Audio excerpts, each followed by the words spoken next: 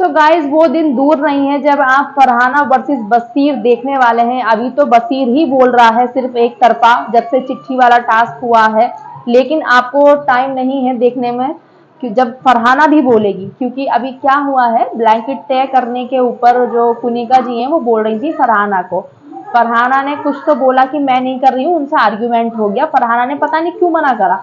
अब क्या हुआ, कुनिका जी भी ना बहुत ज्यादा तेज हैं। कुनिका जी क्या करती हैं, किसी बंदे से अगर प्रॉब्लम है ना, जैसे अब फरहाना की बसीर अमाल इस ग्रुप से प्रॉब्लम चल रही है, ये लोग उसके पीछे लगे हुए हैं, तो जाकर फरहाना की बात उसी से बोल रही है। जाके गौरव से भी तो बोल सकती हो आप, गौरव से नहीं बोलेंगी, जाके बोलेंगी जिसकी जिससे लड़ाई होती है। कुनिका जी का ये पैटर्न हमेशा देखा गया है।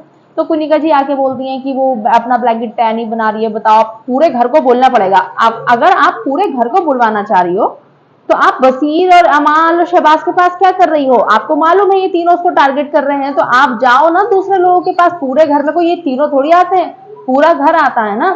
तो जिसके बाद में वसीर बोलता है कि अगर इसने अपना ब्लैंकेट तय नहीं बनाया तो मैं इसका जितनी भी ये बेड वगैरह है ना वो सब गीला कर दूंगा, बाल्टी फेंक के मारूंगा इसके बेड में, मैं पूरा गीला कर दूंगा।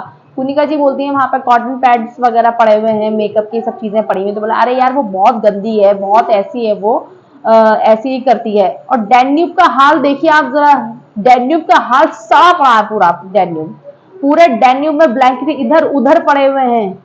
और शहबाज बोलता है जैसे ही मैम ने बोला हमने तो कर दिया था, पर डैन्यूब तो अभी पूरा फैला पड़ा है। शहबाज बोला काम तो करना पड़ेगा। अब ये शहबाज बता रहा है ड्यूटी के लिए काम करना पड़ेगा, जो खुद कुछ नहीं करता है, जिसने खुद ने इतना नाक में दम करा था फरहाना की कैप्टनसी में काम करने के लिए, सबको रुलाया है इसने कैप्टनसी में। खुद एक बंदा ना नहाता है, ये बंदा ना धोता है ढंग से, कुछ नहीं करता है ये, और बोल रहा है ये कि फरहाना को काम करना पड़ेगा। भाई तुम तो अपना काम कर लो पहले। तो गाइज अब आपको फरहाना बसीर का जो हमने फर्स्ट वीक था ना, आई थिंक वो फर्स्ट और सेकंड वीक था, जब फरहाना बसीर की लड़ाई हुई थी, जब बेडशीट्स वगैरह फेंकी गई थी पूल में, तो हमें वो दोबारा जल्दी देखने के लिए मिलने वाला है। क्योंकि फरहाना सिर्फ अभी रिएक्ट नहीं कर रही है वीकेंड की वार की वजह से, वो सारी बातें चुपचाप सुन रही है, देखते हैं वीकेंड के वार पे क्या होगा। लेकिन फरहाना का ना वो भर रहा है माले में। अब ये लोग जितना बोले जा रहे हैं, इसको टिगर कर रहे हैं बहुत ज्यादा कि हम ये करेंगे अभी इसके साथ में, हम वो करेंगे हम इसके साथ में। और ये वही शहबाज हैं जो बोल रहे थे जब फरहाना की ड्यूटी पे लड़ाई हो रही थी, जब ये प्रणीत मोरे ये सब लोग अभिषेक वगैरह सब एक साथ फरहाना से बात कर रहे थे, तो यही शहबाज बोल रहा था, यही बसीर बोल रहा था कि एक लड़की पे इतने सारे लोग चढ़ रहे हैं, और अब ये तीनों मिलके फरहाना को टारगेट कर रहे हैं।